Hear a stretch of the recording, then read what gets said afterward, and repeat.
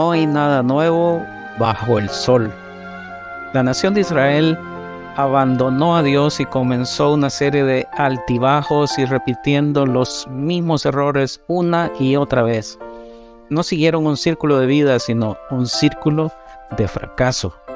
Dice en Jueces 2, 18 y 19, cuando el Señor les levantaba jueces, entonces el Señor estaba con el juez y los salvaba de mano de sus enemigos, porque a Dios le dolía el gemido de ellos a causa de los que los oprimían y perturbaban.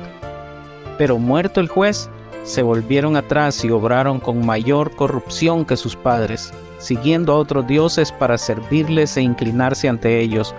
No dejaron de hacer lo que hacían, ni abandonaron sus obstinados caminos. Era un círculo en el que Israel abandonaba a Dios, se iba tras dioses falsos como Baal. Venían los enemigos de Israel y los oprimían. Entonces Israel clamaba a Dios por su liberación. Dios levantaba un juez, o sea, un libertador que iba y rescataba al pueblo de la opresión. Pero el juez moría y el pueblo volvía a abandonar a Dios y se seguía repitiendo ese círculo una y otra vez. Probablemente nosotros también hayamos experimentado uno de esos círculos en nuestra vida, bajo la presión de alguna circunstancia, de alguna prueba, de alguna enfermedad, de problemas en la vida, en el trabajo, en la familia.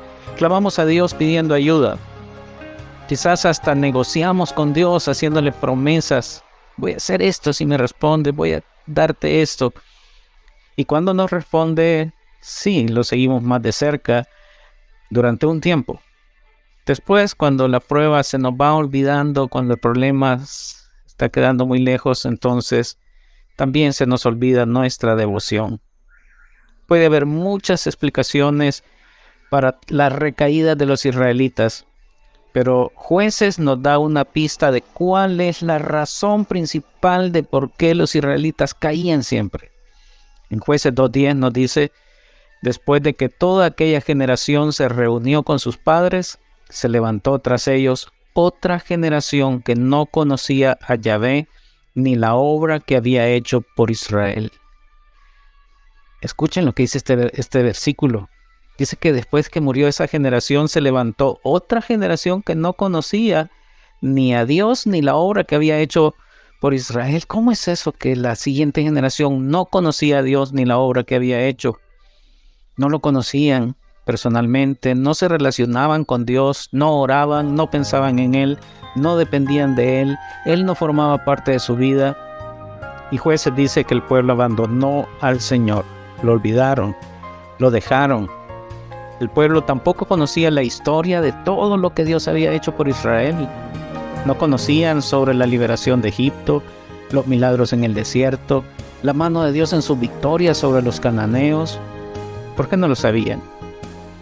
Sus papás no se los contaron. Si sus padres se los hubieran contado, lo hubieran sabido. Entonces, el fracaso de Israel nos habla del fracaso de los padres y de los abuelos.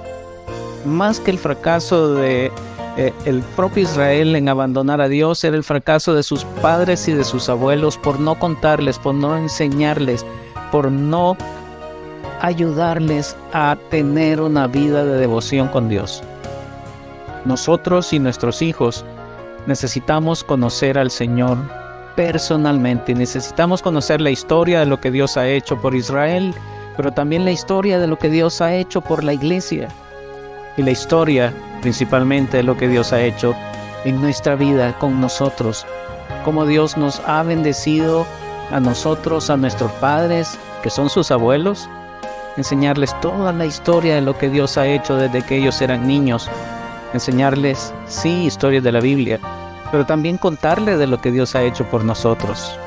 Así nuestra familia evitará ese círculo del fracaso y pasará a formar parte de esa gran compañía de peregrinos que van de fortaleza en fortaleza, como dice el Salmo 84.